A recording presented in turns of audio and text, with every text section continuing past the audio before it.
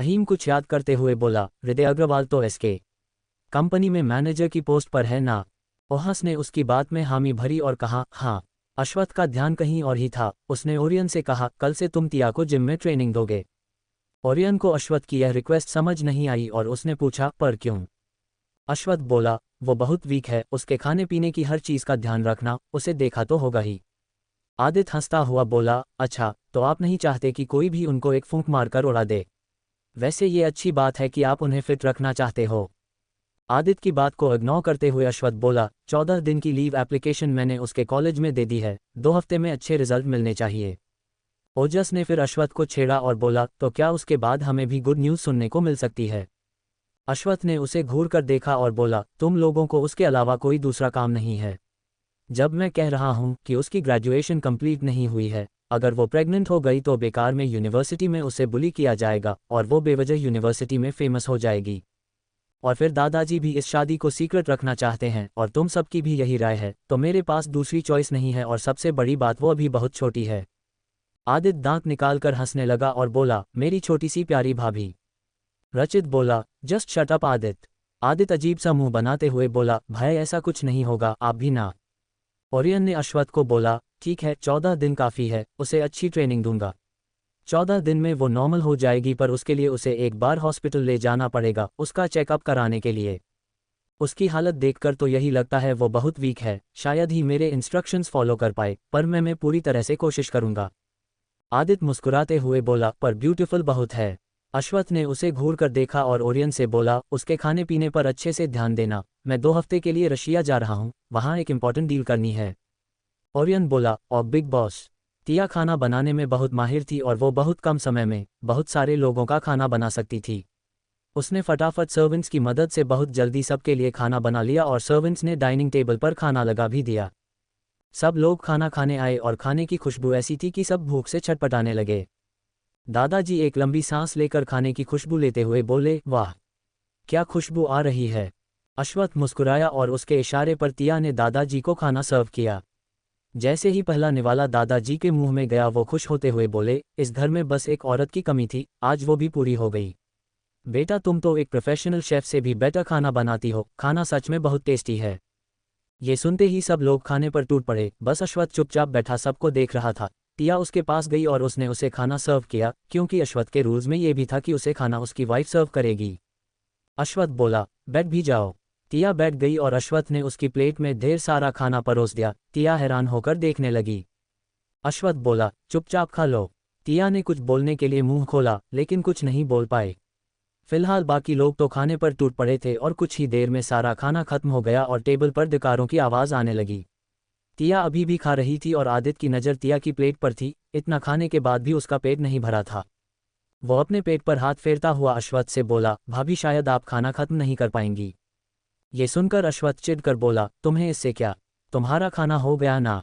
आदित्य अश्वत्थ की प्लेट को देखकर उसको मानते हुए बोला, भाई मैं तो आपका प्यारा भाई हूं ना, आप भाभी के साथ खा लो। देखिए उनके प्लेट में बहुत सारा खाना है, वो खा भी नहीं पाएंगी। आप अपना खाना मुझे दे दो प्लीज़ भाई। इससे पहले कि अश्वत्थ कुछ बोल पाता आदित्य ने उसकी प्लेट ले ली और देखते ही देखते आदित्य उसकी प्लेट भी साफ कर गया। अश्वत्थ ने ठीक से खाना नहीं खाया था क्योंकि उसके छोटे भाई ने उसके मुंह से निवाला छीन लिया था। टिया भी हैरान होकर ये देख रही थी। खाना खत्म हो चुका था, बस टिया की प्लेट में था। टिया बोली, मैं। अश्वत्थ बीच में बोला, तुम्हारा पेट भर गया। टिया ने जल्दी से हाँ में सिर हिलाया, उसका सच में पेट भर गया था, क्योंकि अश्वत्थ के कहने पर केयरटेकर ने टिया को बहुत हेल्दी और हैवी ब्रेकफास्ट कराया था और टिया से अब ये खाना खाया नहीं जा रहा था। अगले ही पल तभी अश्वत्थ ने टिया की प्लेट ले ली और वो उसकी प्लेट से खाने लगा। सब लोग ये देखकर बोले, वाह हाउ रोमांटिक। अश्वत्थ चिढ़ के बोला, जस्ट शट अप, मेरा खाना छीन लिया गया है, मुझे भूख लगी है और अन्न का अपमान करना गलत बात है। दादाजी बोले, बेटा तुमने बहुत अच्छा खाना बनाया है, मैं तो रोज तुम्हारे हाथ का खाना खाना चाहता हूँ, बोलो बनाओगी। टिया दादाजी की बात सुनकर बहुत खुश हुई और उसने हाँ में सिर हिलाया। दादाजी ने एक मेड को इशारा किया और वो मेड एक गिफ्ट बॉक्स लेकर आई। दादाजी बोले, ये मेरी तरफ से। टिया को कुछ समझ नहीं आ रहा था, उसने अश्वत्थ को देखा। अश्वत्थ बोला, ले लो। दादाजी ने अश्वत्थ को कहा, तुम तो उसे ऐसे हुक्म दे रहे हो जैसे वो तुम्हारी मर्जी के बिना बोल भी नहीं सकती। अश्वत्थ दादाजी को समझते हुए बोला, ऐसी बात नहीं है दादाजी, वो अनकंफर्टेबल फील कर रही है क्योंकि यहाँ पे ज़्यादातर आदमी है ना। दादाजी थोड़ा सोच के बोले, ऐसी बात है तो इसका भी सल्यूशन है, अब तुमने शादी कर ली है ना, बाकी भी कर लेंगे। बेटा ये लो। दादाजी ने तिया को वो गिफ्ट दिया और तिया ने उनके पांव छूकर उनका आशीर्वाद लिया और उनका गिफ्ट भी। जीती रहो और जल्दी से मुझे मेरे परपोते या परपोती का मुंह दिखा दो। दादाजी ये बोले और बस बोलते बोलते इमोशनल हो गए। वहीं ये बात सुनकर बाकी सबके दांत दिखाने लगे। तिया शर्म से झेप गई। अश्वत्थ को ये सब थोड़ा अजीब लगा और उसने दादाजी से कहा, दादाजी this situation is really awkward. दादाजी को अपने पोते की इस बात पर बड़ी हैरानी हुई और उन्होंने पूछा, इसमें क्या ऑकवर्ड है? अश्वत्थ बोला, दादाजी आपको नहीं लगता आप कुछ ज़्यादा ही जल्दी। बीच में ही दादाजी जोर जोर से हंसने लगे और बोले, मेरे प्यारे पोते, मैंने कब कहा कि मुझे जल्दी है, जब तुम्हारी मर्जी होगी तब मुझे परदादा बना देना। ये सारी बातें सुनकर आदित्य बौने लगा और बोला, हो गया, चेंज द टॉपिक प्लीज। भाई आज रशिया जा रहे हैं एक इम्पॉर्टेंट डील के लिए, वो भी 2 हफ्ते के लिए। दादाजी बोले, एक काम करो, अपनी पत्नी को भी ले जाओ। अश्वत्थ बोला, नहीं दादाजी, उसके लिए यहाँ दूसरा काम है, और वैसे भी वहाँ मैं घूमने नहीं जा रहा हूँ, बहुत सारी मीटिंग्स करनी है, मैं तिया को टाइम नहीं दे पाऊंगा। दादाजी को अश्वत्थ की यह बात सही नहीं लगी और उन्होंने पूछा, यहाँ ऐसा क्या काम है? अश्वत्थ अपने दादाजी को याद करते हुए बोला, आप ही तो कह रहे थे मेरी पत्नी लकड़ी के जैसी पतली और कमज़ोर है, कोई भी एक ही बार में फूंक मार के उड़ा देगा, तो मैं बस ये चाहता हूँ कि मेरे आने तक मेरी बीवी की हेल्थ नॉर्मल हो जाए। उसका वेट अभी बहुत कम है। फिलहाल आज वो हॉस्पिटल जाएगी, मुझे जानना है कि उसके शरीर में किसी चीज़ की कमी तो नहीं है जिसकी वजह से वो इतनी सूख रही है। दादा और पोते की बात सुनकर तिया दोनों को हैरान होकर देखने लगी और फिर खुद को देखते हुए सोचने लगी, मैं लकड़ी की तरह सूख गई हूँ। उसे महसूस हुआ कि वो खुद पर ध्यान नहीं दे रही है। उसे महसूस हुआ कि उसका चेहरा थोड़ा लटक गया था और उसने देखा कि उसके हाथ भी कमज़ोर हो गए हैं। उसने सोचा, मैं इतनी पतली हूँ कि मुझे तो छोटा सा बच्चा भी उठाकर पटक देगा, इसलिए मैं उसे फिट रखना चाहता हूँ दादाजी। अश्वत्थ की इस बात से टिया अपने ख्यालों से बाहर आई। दादाजी बोले, ये अच्छी बात है, इतना दुबला पतला होना भी सही नहीं है। मुझे तो लगा था कि तुम शायद ही किसी लड़की की इतनी परवाह कर पाओगे, पर मैं अब पूरी तरह से श्योर हूँ कि तुम अच्छे बेटे, अच्छे पोते, अच्छे बिजनेसमैन, अच्छे भाई, अच्छे दोस्त ही नहीं बल्कि एक अच्छे पति भी हो। वेरी गुड, मेरी तरफ से 100 में 100। और ताली बजाते हुए आदित्य बोला, और मेरी तरफ से 100 में 90। और दांत दिखाने लगा पर अपने दादाजी को देखा और चुप हो गया। शाम, आर्यन पैलेस। तिया शॉक थी। वो रूम में फ्लोर पर बैठी थी, कॉफ़ी टेबल पर रखे सारे गिफ्ट बॉक्सेस को देख रही थी, लेकिन वो उन्हें खोलकर देखने की हिम्मत नहीं कर सकती थी जब तक कि अश्वत्थ उसे न बोले। उसे अब भी ये सब सपना ही लग रहा था। उसे लग रहा था कि नींद खुलने पर सपना टूट जाएगा। उसकी कहाँ इतनी अच्छी किस्मत कि उसे ऐसा ससुराल मिले। भला कौन एक नाजायज़ औलाद को अपनाता है? यही सब सोचकर वो पैनिक करने लगी। तभी अश्वत्थ कमरे में आया और उसने तिया को फ्लोर पे बैठे उन गिफ्ट बॉक्सेस को देखते हुए देखा। उसके चेहरे पर एक मुस्कुराहट आई। वो बोला, तुम्हारे लिए ही हैं सब, खोल कर देखो। तिया के चेहरे पर पैनिक था। वो समझ गया कि उसे कभी किसी का प्यार नहीं मिला था और अचानक इतना प्यार और इतनी रिस्पेक्ट मिलने से वो हैरान थी और परेशान भी। वो ये भी समझ रहा था कि तिया इस सब को एक ख्वाब समझ रही थी जो सुबह होते ही टूट जाएगा। वो सोफे पर बैठा और फ्लोर पर बैठी तिया को बांह पकड़कर उठाया। उसके छूते ही तिया के पूरे शरीर में कर्द दौड़ रहा गया। दिल में खलबली मच गई। अश्वत्थ ने उसे अपनी गोद में बिठाया। तिया समझ नहीं पा रही थी कि वो कैसे रिएक्ट करे। वो कनखियों से अश्वत्थ के हैंडसम फेस को देख रही थी। अश्वत्थ उसके कान के पास जाके प्यार से बोला, तुम कोई सपना नहीं देख रही हो, ये हकीकत है। तुम मेरी बीवी हो और ये सब तुम्हारा है। बस तुम्हें एक अच्छी बीवी की तरह रहना है। तिया ने हाँ में सिर हिलाया, फिर भी वो विश्वास नहीं कर पा रही थी। उसने प्यार से अपने दोनों हाथ तिया की गर्दन पे रखे और उसके झुके हुए चेहरे को ऊपर उठाया। उसे पल भर देखा और उसने तिया के नर्म होठों पर अपने होंठ रख दिए। तिया का दिमाग पूरी तरह से सुन्न पड़ चुका था। तभी अश्वत्थ ने अचानक से तिया के निचले होंठ को जोर से काटा। तिया दर्द से तड़प उठी और तुरंत दूर हट गई। दर्द के एहसास से वो होश में आए। अश्वत्थ के होठों पर उसका खून लगा हुआ था। तिया को जोर से गुस्सा आया और वो मन ही मन सोचने लगी, राक्षस कहीं का, ऐसा कौन करता है? माना कि मुझ पर उनका 1 करोड़ का कर्ज है, इसका मतलब ये तो नहीं कि मेरे साथ कैसे भी बिहेव करेंगे। वो अश्वत्थ को अजीब नज़रों से देखने लगी। अश्वत्थ के होठों पर एक शरारत भरी मुस्कान थी। वो बोला, चाहो तो दोबारा तुम्हारे लिप्स को काट सकता हूँ, अब यकीन हुआ ये सपना नहीं है। तिया ने जल्दी से हाँ में सिर हिलाया। उसके होठों में दर्द हो रहा था। वो दोबारा ऐसा कुछ करना नहीं चाहती थी। उसके लिए ये सब पहली बार था। ये एक अलग ही तरह का एहसास था जिसे उसका दिल और दिमाग दोनों ही नहीं समझ पा रहे थे। अश्वत्थ बोला, मुझे पता है तुम हृदय अग्रवाल की नाजायज़ औलाद हो, डोंट वरी, इस घर के लोगों को फर्क नहीं पड़ता। खाना सच में बहुत अच्छा था, तुम्हें तो किसी 7 स्टार होटल में मास्टर शेफ होना चाहिए था। अब तुम पहले मेरा गिफ्ट ले लो। उसने अपने कोट के पॉकेट से एक रिंग बॉक्स निकाला। तिया उसकी गोद से उठना चाहती थी लेकिन अश्वत्थ ने उसकी कमर को कसकर पकड़ रखा था। तिया उसे ध्यान से देख रही थी, उसे यकीन नहीं हो रहा था कि उसका इतना गुड लुकिंग हस्बैंड है। अश्वत्थ ने बॉक्स खोला, उसमें 2 कपल रिंग थी।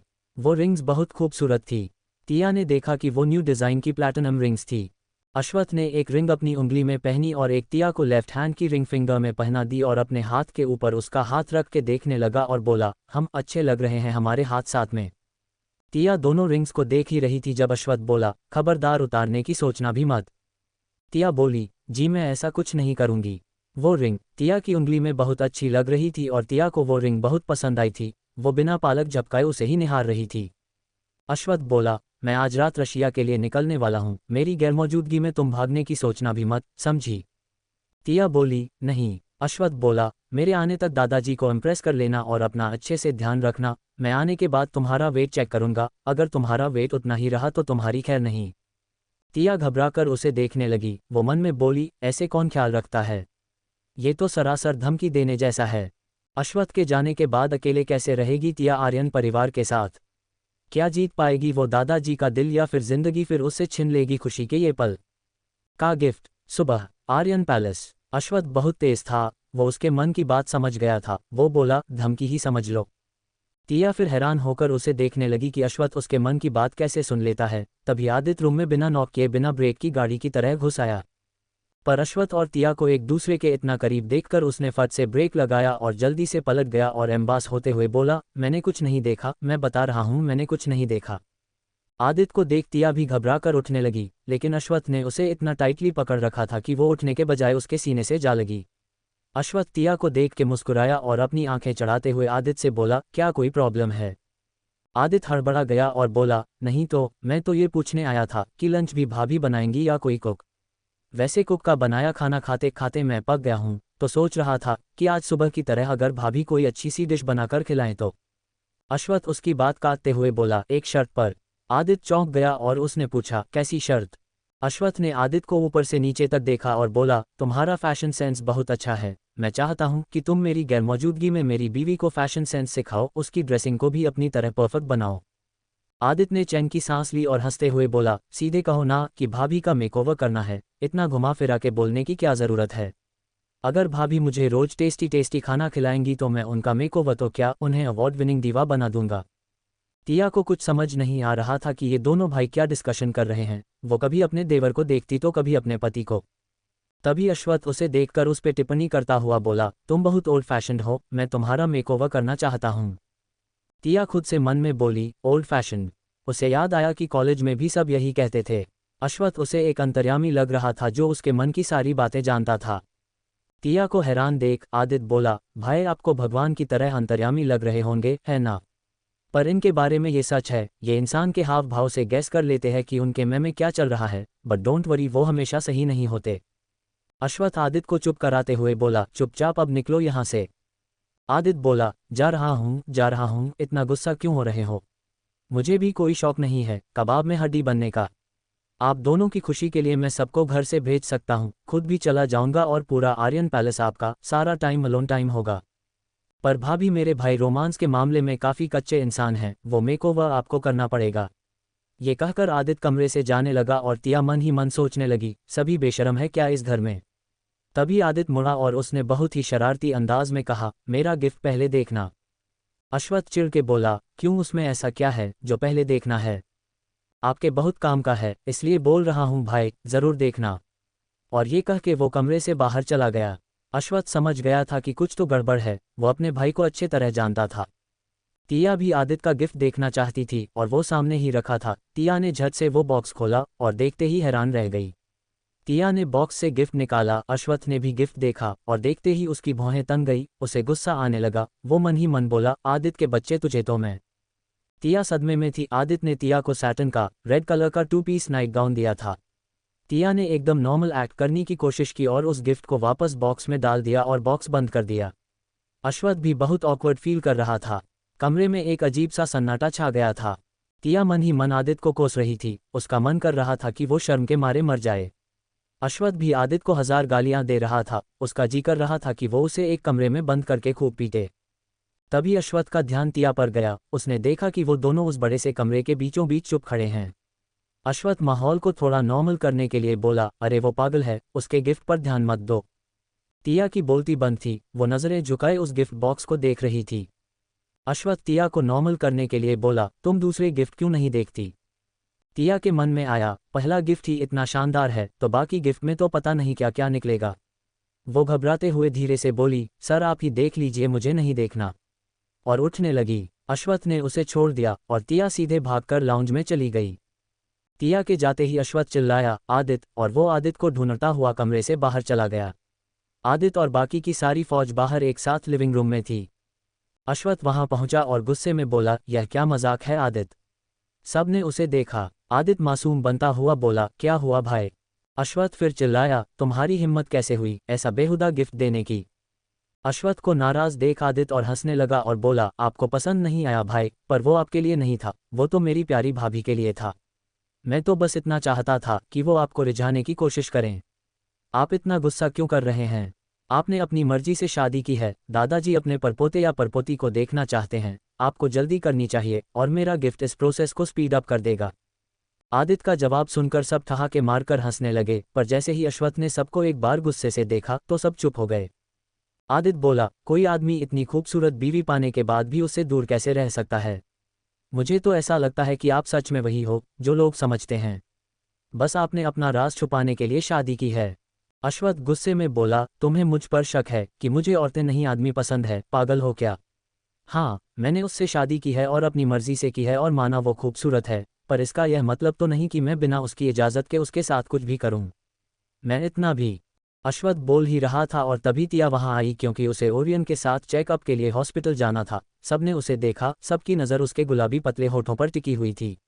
अश्वत्थ ने तिया के होठों को बड़ी बेरहमी से काट डाला था और उसके होठों पर जमा हुआ खून साफ दिखाई दे रहा था। तिया बिना अपने होठों को साफ किए ही आ गई थी। रचित आदित्य के सिर पर प्यार से मारते हुए बोला, तुमने तो कहा था कि उनके बीच ऐसा कुछ नहीं हो रहा है, पर यहाँ तो माजरा कुछ और ही है। आदित्य अपना सिर सहलाते हुए कंफ्यूजन में बोला, मुझे क्या पता ये कब हुआ, पर अच्छा ही हुआ, और भाई कुछ तो हुआ, वरना मैं तो ये सोच रहा था कि हमारे भैया से कुछ ना हो पाएगा। बाहर दिन में जब तिया ओरियन के साथ हॉस्पिटल गई तो शुरू में तो वो चुप थी, लेकिन धीरे धीरे जब ओरियन ने उसके साथ अच्छे से बिहेव किया और उसके साथ फ्रेंडली होके रहा तो वो भी ओरियन से बातें करने लग गई थी। वो खुश थी कि कोई उसे बुली नहीं कर रहा था। घर लौटने पर तिया का स्वागत भुक्कड़ आदित्य की फरमाइश ने किया। लंच टाइम हो गया था और छोटे शहजादे को खाना खाना था। तिया ने खुद ही लंच बनाया और खाना टेबल पर आते ही आदित्य खाने पर टूट पड़ा। आदित्य को देखकर ऐसा लग रहा था कि अगर बाकी लोग नहीं भी होते तो वो अकेला भी सारा खाना खा जाता। तिया को भले ही आदित्य को खाना खाते देख थोड़ा अजीब लगा, लेकिन उसे सबके लिए खाना बनाना बहुत अच्छा लगा। रात हो चुकी थी। तिया चुपचाप बेड पर पालथी मारकर स्टैचू बनी बैठी थी और अपने पति को देख रही, जो अपनी फ्लाइट के लिए रेडी हो रहा था। उसकी फ्लाइट रात 12 बजे की थी। अश्वत्थ ने देखा कि तिया उसे एकटक देख रही है। कुछ कहना है तो कहो। तिया एकदम से अपने ख्यालों से बाहर आई और हड़बड़ाती हुई बोली, नहीं। अश्वत्थ उसे देख के मुस्कुराया और उसको भरोसा दिलाते हुए बोला, चिंता मत करो, कोई तुम्हें परेशान नहीं करेगा और तुम चाहो तो मिसेस आर्यन के पावर का यूज़ कर सकती हो, सब पर हुक्म चला सकती हो मेरी गैरमौजूदगी में। तिया उसे हैरान होकर देख रही थी। अश्वत्थ ने अपना काला ओवरकोट पहना और उसकी तरफ आया और उसके सिर पर हाथ रखते हुए बोला, मैं 2 हफ्ते तक यहाँ नहीं रहूँगा, इसका मतलब यह नहीं है कि मुझे पता नहीं चलेगा तुम क्या कर रही हो। तुम्हें मेरे सारे इंस्ट्रक्शंस फॉलो करने होंगे ताकि तुम सच में वो इंसान बन सको जिसे मैं दुनिया से इंट्रोड्यूस करवा सकूं, वरना तुम तो भीगी बिल्ली की तरह हो। तिया अश्वत्थ की बात का कोई जवाब नहीं दे पाए, और कोई लड़की क्या ही जवाब देगी जब उसका पति अश्वत्थ हितारियन हो, दुनिया की सबसे पावरफुल पर्सनालिटीज़ में से एक, ऐसा इंसान जिससे भिड़ने की हिम्मत किसी में ना हो। ना जाने कितनी कंपनियां अश्वत्थ के रहमो करम के दम पर सक्सेस के शिखर पर पहुंची थी। उन कंपनियों की लिस्ट में सहाना राय और अव्यांश खन्ना के परिवार की कंपनियां भी शामिल थी। और अश्वत्थ जानता था कि अव्यांश और सहाना तिया के अतीत का दर्दनाक हिस्से थे और जल्द उन्हें उस दर्द का हिसाब चुकाना था। अश्वत्थ तिया से मुस्कुरा के बोला, वैसे तुम चाहो तो अच्छी बीवी की तरह कह सकती हो कि तुम्हें मेरी बहुत याद आएगी। तिया अश्वत्थ का एक अलग ही रूप देख रही थी, कहाँ वो कम बोलने वाला, सीरियस रहने वाला वेपन्स किंग और कहाँ ये बेशर्मों की तरह बात करने वाला इंसान। अश्वत्थ ने तिया का चेहरा ऊपर उठाया और बोला, छोटी गिलहरी, मेरे बारे में इतना उल्टा पुल्टा सोचने की ज़रूरत नहीं है। मैं दुनिया के लिए रिजर्व ज़रूर हूँ, पर अपनों के लिए नहीं। तुम्हें खुश होना चाहिए कि तुम उन बिगड़े अमीरजादों से बच गई और अपने धोखेबाज बॉयफ्रेंड से भी। तिया कुछ कहना चाहती थी, पर अश्वत्थ के इतने करीब होने से उसके शब्द गले में ही अटक गए। अश्वत्थ बोला, डोंट वरी, तुम मेरी हो और मेरी चीज़ को, भले मैं यहाँ हूँ या नहीं हूँ, कोई परेशान नहीं कर सकता और ना ही कोई नुकसान पहुँचा सकता है, इसलिए इतनी टेंशन लेने की ज़रूरत नहीं है। तो 2 हफ्ते अच्छे से बिताओ, क्योंकि मेरे आने के बाद तुम्हें सही कायदे से मेरे साथ रहना पड़ेगा। अश्वत्थ के पीछे क्या होगा तिया का हाल? क्या तिया संभाल पाएगी इस नए परिवार के नए रिश्तों को, या फिर अश्वत्थ की उम्मीदों पर पानी फिर जाएगा? Training and makeover. अश्वत्थ तिया के होठों को ध्यान से देख रहा था, जहां उसने काटा था वहां हल्का सा जख्म था। उसने अपने अंगूठे से तिया के निचले होंठ को छुआ तो तिया के मुंह से एक आह निकली। अश्वत्थ ने तुरंत अपना अंगूठा हटा लिया। तिया उसे आंखें भर के देख रही थी। ये आदमी अच्छा है या? तिया ये सोच ही रही थी कि तभी अश्वत्थ ने उसे किस कर लिया। तिया हैरान रह गई, वो इसके लिए बिल्कुल भी तैयार नहीं थी और उसे डर था कि फिर से उसके होंठ चोट खाने वाले हैं। वो मन ही मन घबराए, शायद ये अब फिर से मेरे होठों को काटने वाले हैं। उसके दिल की धड़कन इतनी बढ़ गई थी कि अश्वत्थ को भी सुनाई दे रही थी। अश्वत्थ ने उसे और ज़्यादा टाइटली पकड़ लिया और बेड पर लिटा दिया। तिया बर्फ की तरह जम गई थी, उसका दिमाग काम नहीं कर रहा था। आज तक कोई उसके इतने करीब नहीं आया था और ना ही किसी ने ऐसा कुछ किया था। हाँ, उसका फ़ायदा उठाने की कोशिश कई लोगों ने करी थी, कामयाब कोई नहीं हो पाया था। तिया ने अश्वत्थ को देखा, जो उसे किस कर रहा था। उसने उसे दूर करने की हिम्मत भी नहीं की। तभी धड़ाम से दरवाज़ा खुला और अब्रम और सेल्वन बिना नॉक किए अंदर आ गए। अंदर का नज़ारा देखकर दोनों को अपनी भूल का एहसास हो गया था। वो दोनों बहुत शर्मिंदा होकर एक दूसरे को देखने लगे और फिर जल्दी से पीछे मुड़ गए।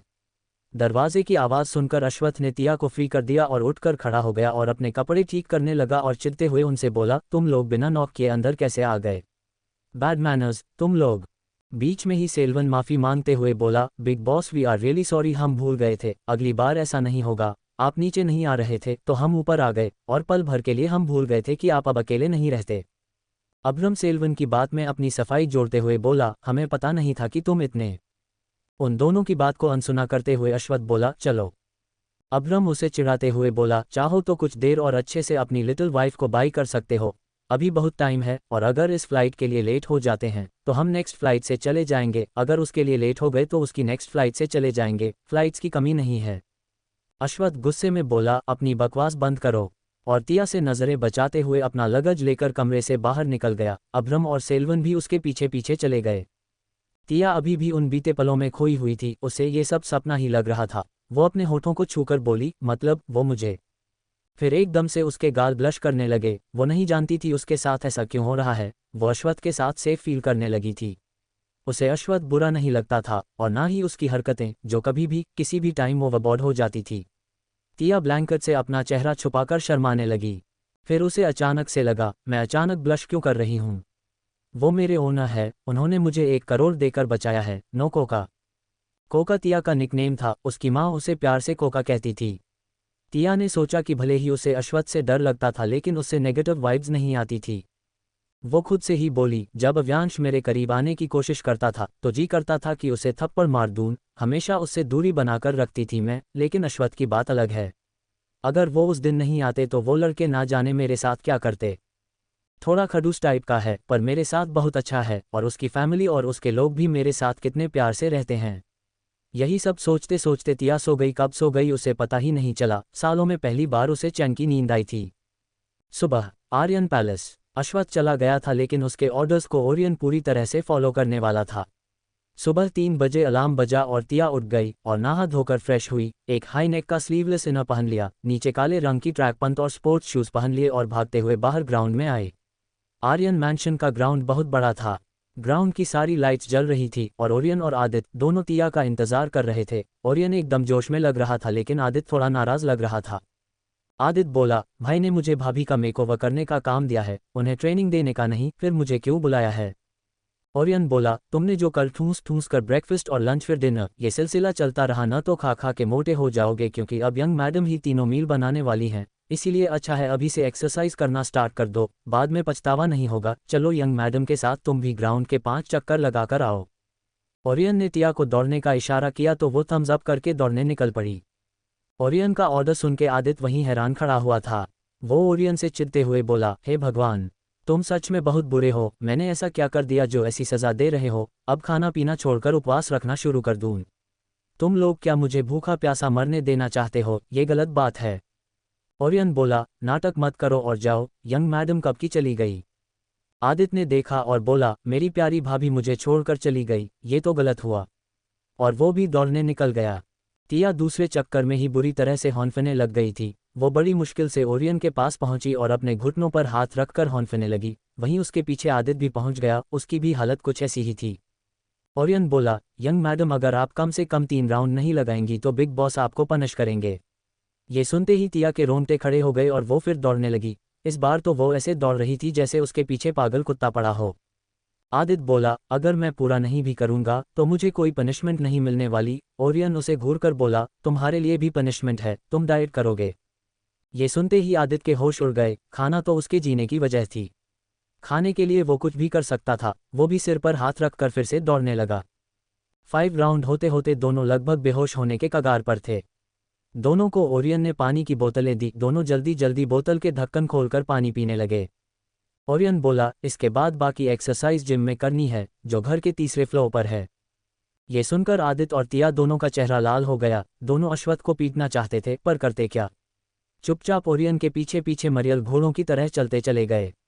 टिया जिम देखकर हैरान थी। ओरियन बोला, सबसे पहले हम वार्म अप करेंगे।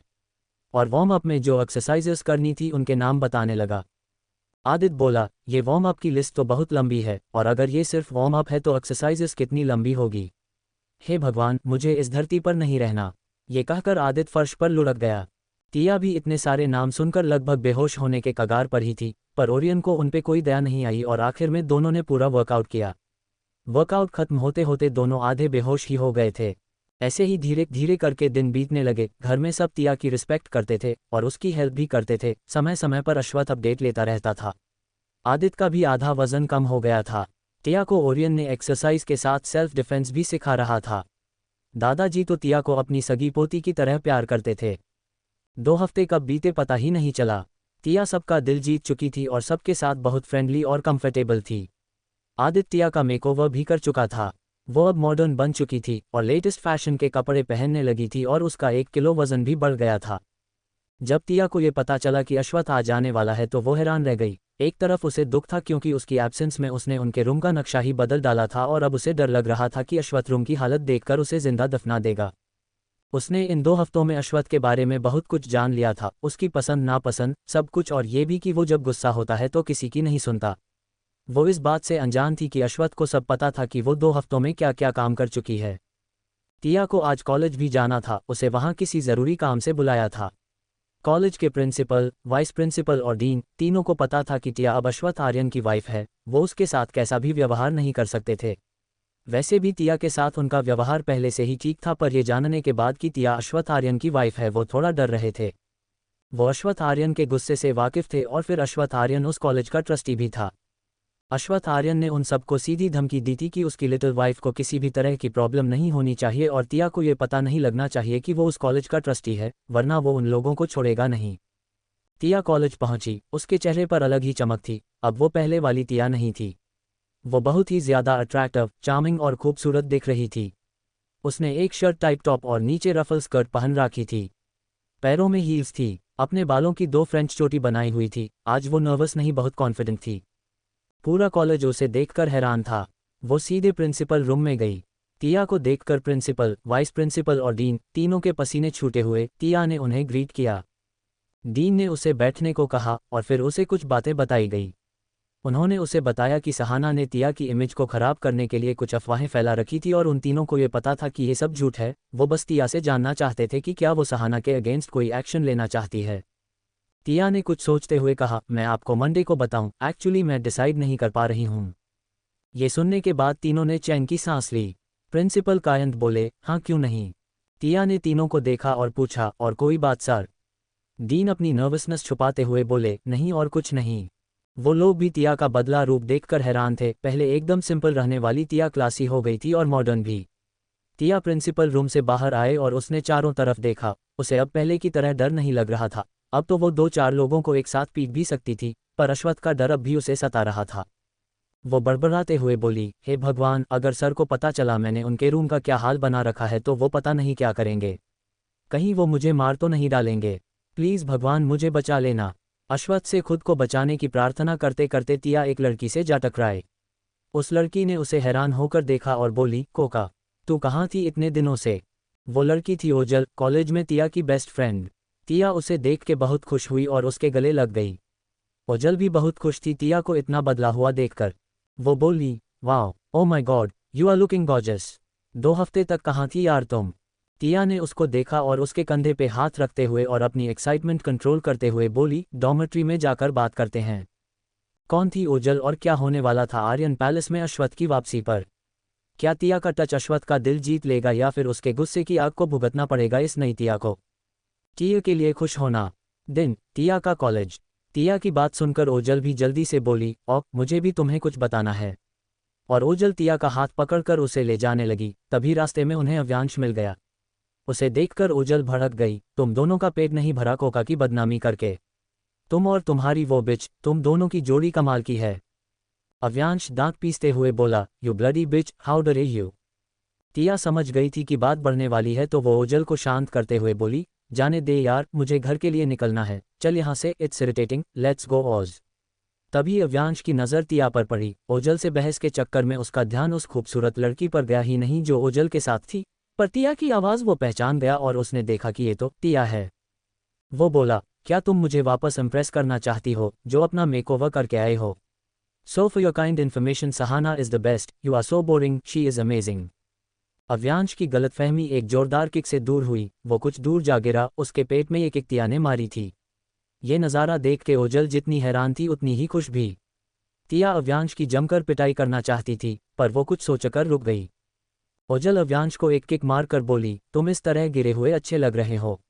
ये कहते हुए ओजल ने फट से अपना फ़ोन निकला और अव्यांश की इस गिरे हुए हाल में फ़ोटोज़ क्लिक कर लिए। टिया उस पे चिल्ला के बोली, मेरी किस्मत इतनी भी खराब नहीं है जो तुम्हें इम्प्रेस करूं। और चली गई। और उसके पीछे ओजल। अव्यांश शॉक था, उसे तो ये टिया नहीं कोई और ही लड़की लग रही थी। वो गुस्से में दांत पीसते हुए खुद से बोला, ये तुमने अच्छा नहीं किया, अब देखो मैं तुम्हारे साथ क्या करता हूँ।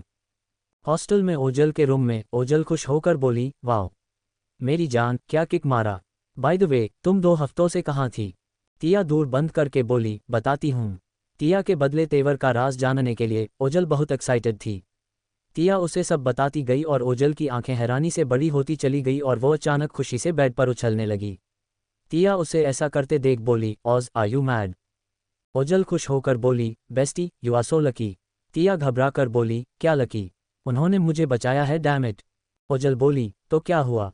कम से कम उस छछूंदर अव्यांश खन्ना से तो अच्छे हैं और मैं उन्हें अच्छी तरह से जानती हूँ, वो बहुत अच्छे हैं। ये सुनकर टिया चौंकते हुए बोली, क्या कहा तुमने? तुम उन्हें अच्छी तरह से जानती हो? जब ओजल ने टिया की बात सुनी तो उसे एहसास हुआ कि उसने फ्लो में क्या कह दिया है। वो तुरंत बात पलटते हुए बोली, मैंने उसके बारे में बहुत सुना है, मेरे पापा उन्हें जानते हैं, वो उनके लिए बुरे हैं जो उन्हें नुकसान पहुंचाने की कोशिश करते हैं, पर अपने परिवार के लिए वो एक आम इंसान ही है जो अपने परिवार से बहुत प्यार करते हैं। और जैसा कि तुमने बताया, उन्होंने तुम्हारी जान बचाई है और तो और उन्होंने तुमसे शादी भी की है, तो यार मुझे नहीं लगता कि तुम्हें उन्हें 1 करोड़ देने की ज़रूरत होगी। अगर कर्जा ही चुकाना होता तो वो तुमसे शादी नहीं करते, so just relax. He is not a monster, he is a good person. Ojal अपने मन में बोली, अगर अभी मैं इसे बता देती कि मैं उनकी क्या लगती हूँ। ओ माय गॉड भाई, मुझे जिंदा गाड़ देंगे अगर उन्हें पता चला कि मैं उनके ही कॉलेज में उन्हें बिना बताए पढ़ रही हूँ। ओजल को डर था कि अश्वत्थ को उसके बारे में पता ना चल जाए, पर उसको खुशी भी थी कि उसके भाई ने उसकी बेस्ट फ्रेंड से शादी कर ली थी। टिया कुछ सोचते हुए बोली, बात तो तुम सही कह रही हो, सर और उनकी फैमिली दोनों मेरे साथ बहुत अच्छे से बिहेव करते हैं।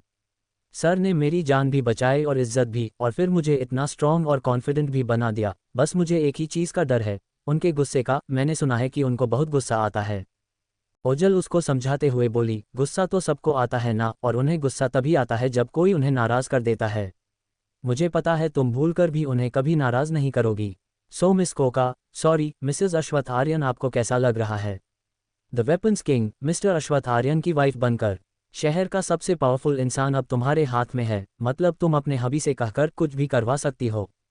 टिया उसकी ये नौटंकी देखकर हैरान रह गई। वो बोली, मुझे कुछ नहीं कराना उनसे, क्या बोली जा रही है? तो ओजल उसे चिढ़ाते हुए बोली, और ये तो बताओ कि तुम्हारी फर्स्ट नाइट कैसी रही? बताओ बताओ। टिया ओजल की बेशर्मी देखकर झेप गई। उसे अश्वथ की याद आ रही थी, उसके गाल शर्म से लाल हो गए। वो बोली, जस्ट शट अप, ऐसा कुछ नहीं है, वो बस मेरे बॉस हैं, तुम भी ना। ओजल बोली, रियली? तो तुम इतना क्यों शर्मा रही हो? बोलो बोलो, शर्माने का क्या मतलब है?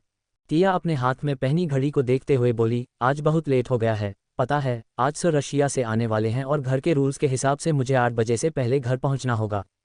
ओजल बोली, बहाने मत बनाओ, सीधा क्यों नहीं कहती कि उनको देखने के लिए मरी जा रही हो? वैसे भी वो काफ़ी हैंडसम हैं तुम्हारे सर।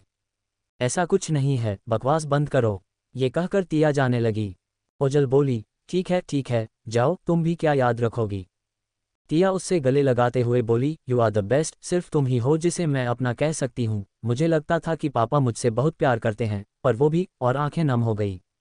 ओजल उसका सर सहलाने लगी और बोली, रोने की जरूरत नहीं है, अब तो तुम्हारे पास एक रिच, लविंग एंड केयरिंग हबी है, तो किसी चीज़ की फिक्र मत करो, बस अपनी स्टडीज़ और अपने हैंडसम हस्बैंड पर ध्यान दो।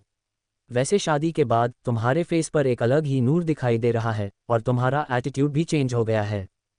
टिया बोली, जस्ट शट अप। तभी टिया का फ़ोन बजने लगा। उसने अपने बैकपैक में से अपना फ़ोन निकाला और देखा, अश्वथ का कॉल आ रहा था। उसने उसका नाम सर के नाम से सेव किया था। टिया बोली, oh my God, Ojal sir मुझे कॉल कर रहे हैं, क्या करूं मैं?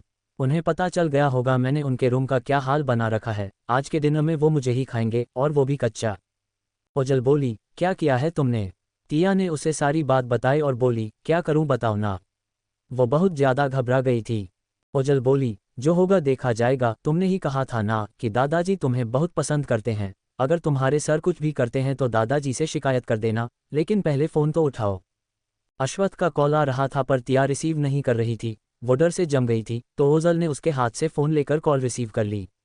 क्या किया तुमने? क्या बोलूँगी मैं? बिना मुंह से आवाज़ निकाले बस आंखों से इशारा करते हुए टिया ओजल से बोली। ओजल ने टिया को शांत करते हुए धीरे से समझाया, बात करो, सब ठीक होगा। टिया ने एक बार गुस्से से ओजल को देखा और डरते हुए फ़ोन अपने कान के पे लगाया और बोली, गुड मॉर्निंग सर। ओजल पीछे से बोली, गुड मॉर्निंग? पागल हो गई हो, गुड इवनिंग है। जल्दी से टिया बोली, गुड इवनिंग सर। अश्वथ बोला, क्या गुड मॉर्निंग गुड इवनिंग लगा रखा है? मेरा फ़ोन रिसीव करने में इतना टाइम क्यों लगा, और ये दूसरी लड़की कौन है? टिया हड़बड़ाते हुए बोली, सर वो मेरी फ्रेंड है। अश्वथ बोला, मैं तुम्हारे कॉलेज के बाहर हूँ, जल्दी आओ, मैं तुम्हें पिक करने आया हूँ। ये सुनकर घबराहट में टिया के हाथ से फ़ोन छूटकर गिरने ही लगा था कि उसने जल्दी से फ़ोन को पकड़ा और हड़बड़ाते हुए बोली, सर आप क्यों आए हैं? मैं घर आ जाऊंगी। अश्वथ बोला, तुम बाहर आओगी या मैं कॉलेज के अंदर आऊं? टिया घबरा गई और बोली, नहीं सर मैं आ रही हूँ अभी इसी वक्त। और फ़ोन कट गया। ओजल बोली, क्या हुआ? टिया बोली, लगता है मेरी खैर नहीं, वो कॉलेज के बाहर मुझे पिक करने आए हैं, अगर किसी ने मुझे देख लिया तो पता नहीं क्या होगा। ओजल टिया की नादानी पर हंसती हुई बोली, पागल लड़की, शाम के 6 बजे बज रहे हैं, सब लोग घर जा चुके हैं। टिया ने अपनी घड़ी देखी, वो खराब हो चुकी थी। उसने फ़ोन में देखा और बोली, ठीक है, मैं जा रही हूँ, बस तुम दुआ करो कि मैं जिंदा बच जाऊँ। ओजल बोली, अरे ऐसे सोचो कि वो तुम्हें खुद लेने आए हैं, क्या पता आज रात। और जानबूझकर पूरी बात नहीं कही।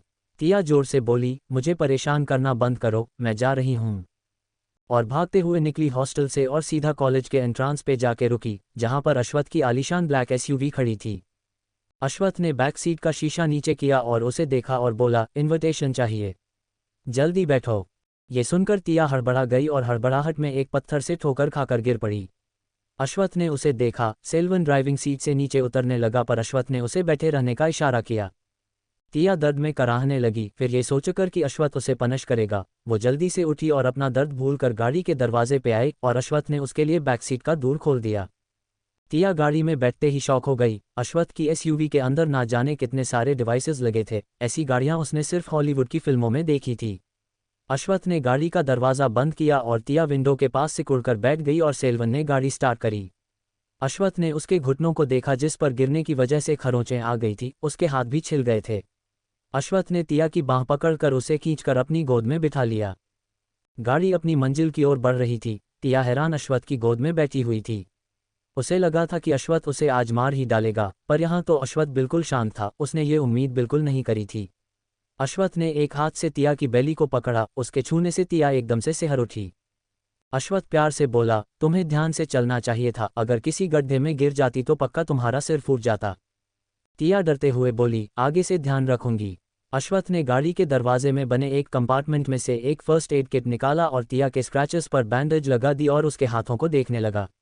उनमें ज़्यादा चोट नहीं आई थी, उसने उन पर दवाई लगा दी और फिर फर्स्ट एड किट वापस उसकी जगह पर रख दिया। तिया हैरान से सब देखती रही। तभी अश्वथ उसके कान के एकदम पास जाके धीरे से बोला, मुझे मिस किया। इतने नज़दीक से उसकी आवाज़ सुनकर तिया सिहर उठी, उसके तन बदन में जैसे करंट सप्लाई होने लगा। उसने कुछ नहीं कहा, बस उसकी गोद में जमी बैठी रही। अश्वथ तिया की हालत समझ रहा था, वो उसकी आंखों में देखते हुए बोला, क्या हुआ? क्या इससे पहले कोई तुम्हारे इतने करीब नहीं आया क्या? तुम्हारा एक्स बॉयफ्रेंड भी नहीं? तिया ने घबराकर ना में सिर हिलाया। अश्वथ के होठों पर एक शैतानी मुस्कुराहट आ गई, उसने तिया को और टाइटली पकड़ लिया और उसकी इस हद से तिया की धड़कन गोली की तरह दौड़ने लगी। तिया को शर्माते और घबराते देख अश्वथ मुस्कुराया और बोला, मैं तुम्हारा वेट चेक करूंगा, लेकिन मुझे लगता नहीं कि तुम्हारा वेट बढ़ा है, क्या तुम ठीक से नहीं खा रही थी? तिया डरते हुए बोली, 1 किलोग्राम बढ़ा है। अश्वथ बोला, बस 1 किलोग्राम? मुझे तो लगा था कम से कम 5 किलोग्राम। तिया उसे हैरान होकर देखने लगी। अश्वथ बोला, मुझे पता चला है कि तुमने अपने एक्स को जोर से किक मारी। तिया और ज़्यादा हैरान रह गई, वो हकलाते हुए बोली, आपको कैसे पता? अश्वथ बोला, पता है मतलब पता है। अगर मैं तुम्हारी जगह होता तो सिर्फ एक किक नहीं, लात घूंसों की बरसात कर देता। उद्धरण चिन्ह। तिया का ये नया रूप क्या जीत लेगा अश्वथ का दिल? कैसे निभाएगी तिया अपने आर्यन परिवार की बहू होने की जिम्मेदारी, अश्वथ की बीवी होने का फर्ज और अपने और अपनी के सपनों से किया हुआ वादा? और तिया की जिद। अश्वथ ने तिया का फेस अपनी तरफ किया और उसका चेहरा ऊपर उठाया। वो झुककर तिया को किस करने ही वाला था कि अश्वथ का फ़ोन बजने लगा। अश्वथ ने तिया को अपने सीने से लगा लिया। तिया हैरान होकर उसे देखने लगी, वो अश्वथ की बाहों में सेफ फील कर रही थी। उसने अश्वथ के सीने में अपना सिर छिपा लिया। अश्वथ ने फ़ोन रिसीव किया और तिया सिर को प्यार से सहलाने लगा। तिया को जल्दी से नींद आ गई, अश्वथ अपने क्लाइंट से बात कर रहा था। अश्वथ ने तिया को देखा जो सुकून की नींद सो रही थी, उसने तिया के सिर पर किस किया और उसे अच्छे से पकड़ा। तिया कसमसाकर सो गई।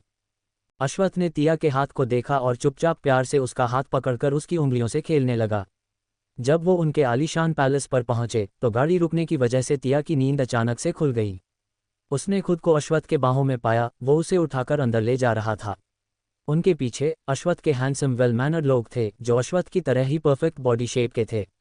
वो लोग किसी फैशन शो के मॉडल से कम नहीं थे। तिया मन में बोली, आर्यन फैमिली में इतने सारे गुड लुकिंग आदमी हैं और सब सिंगल। उसका हस्बैंड भी भले रोमांस के मामले में कच्चा था, पर वो बहुत गुड लुकिंग और हर तरीके से परफेक्ट था। पर वो बुरे लोगों के लिए किसी राक्षस से कम नहीं था, वो धोखेबाजों के लिए नरक से आया हुआ मौत का देवता ही था। उसके फेस पर हमेशा सीरियसनेस रहती थी, जो अब भी थी। अश्वथ ने तिया को देखा और बोला, नींद पूरी हो गई? तिया झेप गई और अपना सिर उसके सीने में छुपाने लगी। अश्वथ कुछ नहीं बोला और उसे सीधे रूम में ले गया और बाथरूम में ले जाकर बाथटब के ऊपर बिठा दिया और बोला, शावर ले लो। तिया ने हाँ में सिर हिलाया। अश्वथ बोला, जल्दी करना, मुझे भी शावर लेना है। तिया धीमी आवाज में बोली, आप पहले ले लीजिए। अश्वथ उसे अजीब नज़रों से देखने लगा और बोला, एक काम करते हैं, हम दोनों साथ में ले लेते हैं, इससे टाइम बच जाएगा और हम शावर भी ले लेंगे। और जब तिया ने ये सुना, वो बस शर्म से मरने ही वाली थी। वो बाथटब में लुढ़क गई और दर्द से कराहने लगी। अश्वथ बिना कोई एक्सप्रेशन के बोला, मैंने ऐसा क्या कह दिया? और उसे उठाकर बिठाया। तिया की पीठ में दर्द हो रहा था। अश्वथ बोला, दिखाओ, मैं देखता हूँ। तिया घबराकर बोली, इट्स ओके, आपको टेंशन लेने की ज़रूरत नहीं है सर, प्लीज़। अश्वथ उसे अजीब नज़रों से देखने लगा और बोला, तुम तो ऐसे कह रही हो जैसे मैंने तुम्हें देखा ही नहीं है। मैं तुम्हें देख चुका हूँ, अब इतना क्यों शर्मा रही हो? तुम्हें जिंदगी भर मेरे साथ ही रहना है, भले ही मेरा तुम पर 1 करोड़ का कर्जा है, पर तुम्हें मेरी बीवी बनकर ही रहना है। तो जाहिर सी बात है कि तुम्हें वो सारे काम करने पड़ेंगे जो एक बीवी के होते हैं। तिया सर नीचे की ये सारी बातें सुन रही थी। अश्वथ बोला, जल्दी से शावर ले लो, और बाहर चला गया। तिया ने शावर लिया, फिर कपड़े पहनकर बाहर आए। उसे ख्याल आया कि अश्वथ ने रूम की हालत देखकर भी उसे कुछ नहीं कहा। उसने रूम को ध्यान से देखा तो वो हैरान रह गई। वहाँ एक और कबर्ड आ गया था जहाँ पर तिया के सारे टेडी बेयर्स तरीके से रखे हुए थे। अश्वथ अपने शर्ट के 4 बटन खोले काम कर रहा था। तिया ने बेड पर देखा, एक बड़ा सा गिफ्ट बॉक्स रखा हुआ था। टिया जानना चाहती थी उसमें क्या है। वो अश्वथ को देखने लगी कि वो कुछ बोलेगा। अश्वथ ने उसे देखा और फिर अपनी फाइल्स कॉफ़ी टेबल पर रख के नहाने चला गया। टिया हैरान होकर उसे देखने लगी। टिया चुपचाप जाकर बेड पर बैठ गई और उस गिफ्ट बॉक्स को घूरने लगी। वो देखना चाहती थी उसमें क्या था। अश्वथ नहाकर टॉवल से अपने बालों को सुखाते हुए बाहर आया और काउच पर आकर बैठ गया। टिया जल्दी से उसके पास गई और उससे टॉवल लेके उसके बाल सुखाने लगी। अश्वथ ने ये ड्यूटी भी टिया को दे दी थी। अश्वथ टिया को ध्यान से देख रहा था। वो मन में बोला, छोटी गिलहरी, तुम बिल्कुल अपनी माँ पर गई हो। तुम्हारी माँ भी तुम्हारे जितनी ही खूबसूरत थी, उनकी तरह ही बेवकूफ़ भी हो। अगर मैं तुम्हें ढूंढ नहीं निकालता तो पता नहीं तुम क्या बेवकूफ़ी कर चुकी होती। टिया ने अश्वथ को खुद को चोर नज़रों से देखते हुए महसूस किया और वो बोली, सर हो गया। अश्वथ ने उसका हाथ पकड़कर उसे अपनी गोद में खींच लिया और उसे अच्छे से पकड़कर बोला, क्या तुम्हें नहीं पता कि एक अच्छी वाइफ को अपने हस्बैंड को। तभी अश्वथ का फ़ोन बजने लगा। अश्वथ ने फ़ोन पकड़ा और स्क्रीन पर अपने चाचा का नाम फ्लैश होते हुए देखा। वो फ़ोन रिसीव करके बोला, हेलो चाचू। यतीश आर्यन की आवाज़ आए, अच्छा बरखुरदार, चुपके से शादी कर ली और हमें बताना भी जरूरी नहीं समझा। क्या मैं तुम्हारी बीवी को मार डालता। अश्वथ बोला, चाचू वो मिल गई है और वही है। यतीश बोले, मतलब तुमने उसी से शादी की है। वाह, आखिर तुमने उसे ढूंढ निकाला। तुम्हें पता है ना उसकी माँ ने सालों पहले हम पर कितना बड़ा एहसान किया था। अश्वथ बोला, मुझे पता है, आप चिंता मत करिए और इंडिया आने का फैसला मत लीजिए। कुछ महीनों बाद मैं खुद डेट फिक्स कर लूँगा, फिर पब्लिकली अनाउंस कर दूंगा। यतीश बोला, ठीक है, फिर हम सब तुम्हारी शादी का रिसेप्शन रखेंगे। उसका ख्याल रखना। अश्वथ बोला, हाँ, और फ़ोन रख दिया। टिया को कुछ समझ नहीं आ रहा था कि अश्वथ किससे बात कर रहा है और किसकी बात कर रहा है। अश्वथ ने उसे देखा और बोला, छोटी गिलहरी, तुमने मुझे बताया नहीं तुम्हें खिलौने बहुत पसंद है। इतने पसंद हैं कि मेरी गैरमौजूदगी में तुमने मेरे कमरे में खिलौनों की दुकान लगा ली। टिया हकलाते हुए बोली, सॉरी सर, मैं, और चुप हो गई। अश्वथ बोला, मुझे पहले बता दिया होता, मैं तुम्हें अच्छे अच्छे टेडी बेयर लाकर दे देता। टिया हैरान होकर उसे देखने लगी। अश्वथ उसकी नाक पर अपनी उंगली से टैप करते हुए बोला, मुझे अच्छे से पता है तुम्हारा बचपन कैसे गुजरा है। जैसा तुम्हारा दिल करे वैसे इस कमरे को सजाओ। टिया बहुत खुश थी। अश्वथ ने उसे प्यार से देखा और कहा, कॉलेज में अगर कुछ भी गलत होता है तुम्हारे साथ तो मुझे बताओगी, समझी। और तुम्हें पार्ट टाइम जॉब करने की कोई ज़रूरत नहीं है, तुम मेरी बीवी हो। टिया ये सुनकर थोड़ा नाराज हो गई। वो डरते हुए बोली, मैं अपनी पार्ट टाइम जॉब नहीं छोड़ सकती। अश्वथ अपनी आंखें चढ़ाते हुए बोला, क्यों नहीं छोड़ सकती। टिया बोली, मेरा गुजारा उसी से होता है और मैं किसी पर डिपेंड रहना नहीं चाहती। अश्वथ बोला, ठीक है, जब तुम अपनी ग्रेजुएशन पूरी कर लोगी और जब पैसा कमाने लग जाओगी तो चुका देना। टिया उसे अजीब नज़रों से देखने लगी, जैसे अश्वथ उसकी जान मांग रहा हो। अश्वथ उसे समझते हुए बोला, दादाजी को बिल्कुल अच्छा नहीं लगेगा और इस घर के रूल्स के हिसाब से 8 बजे से पहले सब लोग घर में मौजूद होते हैं। टिया सिर झुकाकर बोली, आई नो। अश्वथ बोला, नाराज होना बंद करो वरना तुम्हें मेरे साथ बेड पर मेहनत करनी पड़ेगी। तुम्हें पता ही है ना, मेरे दोस्त मेरे बच्चों को देखने के बाद अपनी लाइफ में सेटल होने की सोच रहे हैं और दादाजी तो जितनी जल्दी हो सके उतनी जल्दी। बीच में ही टिया उसे देखकर बोली, सर, उद्धरण चिन्ह। अश्वथ बोला, you are my wife, of course हमारे बीच ये सब तो होना ही चाहिए। ये सुनकर टिया के होश उड़ गए, उसके रोंगटे खड़े हो गए, वो अपने होंठ चबाने लगी। अश्वथ उसे देखकर बोला, मजाक कर रहा हूँ, मुझे पता है तुम अभी बहुत छोटी हो, इसलिए उल्टा पुल्टा मत सोचो। टिया मन में बोली, क्या आदमी है, पहले तो खुद ही डरा रहे हैं और बाद में खुद ही बोल रहे हैं कि उल्टा मत सोचो। अब ऐसे में इंसान क्या सोचेगा, इस घर के सारे आदमी पागल है। अश्वथ टिया को छेड़ते हुए बोला, लगता है तुम चाहती हो। टिया अश्वथ की इस छेड़खानी से सिहर उठी और उसे डर लग रहा था।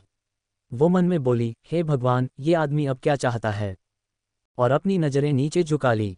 अश्वथ उसे ध्यान से नोटिस कर रहा था। वो बोला, तुम इतनी बेवकूफ़ क्यों हो, क्या तुम्हें नहीं पता लोग तुम्हारा हर बार फ़ायदा उठाते हैं। अगर तुम ऐसे ही चुप रहोगी तो ज़रूर मेरी लोग इंसल्ट करेंगे। ये कहकर कि अश्वथ आर्यन की बीवी गूंगी है, उसे ठीक से बोलना नहीं आता। ये सुनकर टिया हैरान रह गई। वो मन में बोली, ये तो सरासर गलत है, मुझे कोई गूंगी नहीं बोलता। ये तो मुझे गूंगी साबित करने में लगे हुए हैं। अब क्या मैं ज़ोर ज़ोर से चिल्लाना शुरू कर दूँ। अगर मैं चिल्लाना शुरू कर दूंगी तो बोलेंगे कि तुम इतना चिल्लाती क्यों हो। अब मैं करूं तो करूं क्या, खुद ही इतने सारे रूल्स फॉलो करने के लिए बोलते हैं और अब मैं बकबक भी करूं। हे भगवान, ये आसमान फट जाए और मुझे निगल जाए। अश्वथ उसके मन की बात समझते हुए बोला, तुम्हारे सोचने से आसमान फटने वाला नहीं है, समझी। और मुझे ये बताओ, तुम टैक्सी से कॉलेज क्यों गई थी। मेरे घर में गराज भर गाड़ियां पड़ी हुई है, तुम्हें जो भी गाड़ी पसंद आती तुम्हें यहीं उसमें छोड़ देता कॉलेज, पर तुम टैक्सी में चली गई। मुझे तो ये भी पता चला है कि वो आगे कुछ बोलता उससे पहले ही बीच में ही तिया रोने लग गई। अश्वत्थ उसे हैरान होकर देखने लगा। वो अच्छे से जानता था कि जब लड़कियां जवाब नहीं दे पाती तो अपने मोटे मोटे आंसू बहाती हैं। लड़कियों का सबसे खतरनाक हथियार होते हैं आंसू, और लड़के लड़कियों के आंसुओं से पिघल जाते हैं, पर अश्वत्थ उन लड़कों में से नहीं था। वो बोला, रोना बंद भी करो, मैं तुम्हें मार पीट नहीं रहा हूं। तिया बोली, वो, और चुप हो गई। वो बुरी तरह से रो रही थी। अश्वत्थ बोला, अब बताओ भी इतना क्यों रो रही हो? मैंने तुम्हारे साथ कुछ गलत किया क्या? बताओ गलत किया है क्या? तिया ने ना में सिर हिलाया। अश्वत्थ बोला, फिर क्या बात है? तिया बोली, सर टैक्सी वाले ने मुझे 20 रुपये वापस ही नहीं किए। मैंने उन्हें 200 रुपये दिए थे, उन्होंने वापस ही नहीं किए। ये सुनकर अश्वत्थ की भौहें चढ़ गई। वो बोला, तुम 20 रुपये के लिए रो रही हो, पागल हो क्या? तिया कुछ नहीं बोली, वो तो बस 20 रुपये की रट लगाए रो रही थी।